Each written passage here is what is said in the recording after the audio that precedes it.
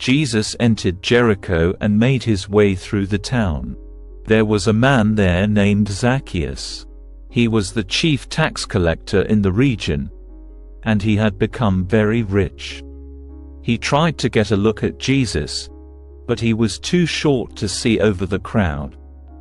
So he ran ahead and climbed a sycamore fig tree beside the road, for Jesus was going to pass that way. When Jesus came by, he looked up at Zacchaeus and called him by name.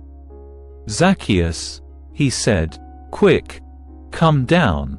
I must be a guest in your home today." Zacchaeus quickly climbed down and took Jesus to his house in great excitement and joy. But the people were displeased. "He has gone to be the guest of a notorious sinner," they grumbled. Meanwhile, Zacchaeus stood before the Lord and said, "I will give half my wealth to the poor, Lord, and if I have cheated people on their taxes, I will give them back 4 times as much." Jesus responded, "Salvation has come to this home today, for this man has shown himself to be a true son of Abraham. For the Son of Man came to seek and save those who are lost." The crowd was listening to everything Jesus said, and because he was nearing Jerusalem, he told them a story to correct the impression that the kingdom of God would begin right away. He said, "A noble man was called away to a distant empire to be crowned king and then return.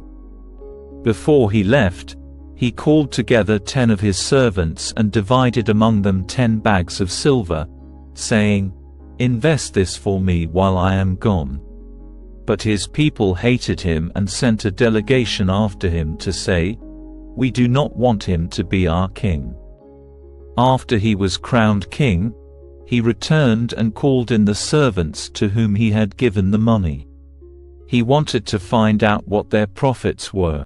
The first servant reported, 'Master, I invested your money and made 10 times the original amount.' 'Well done,' the king exclaimed. 'You are a good servant. You have been faithful with the little I entrusted to you, so you will be governor of 10 cities as your reward.' The next servant reported, 'Master, I invested your money and made 5 times the original amount.'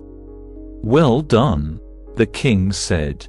'You will be governor over 5 cities.' But the third servant brought back only the original amount of money and said, 'Master, I hid your money and kept it safe.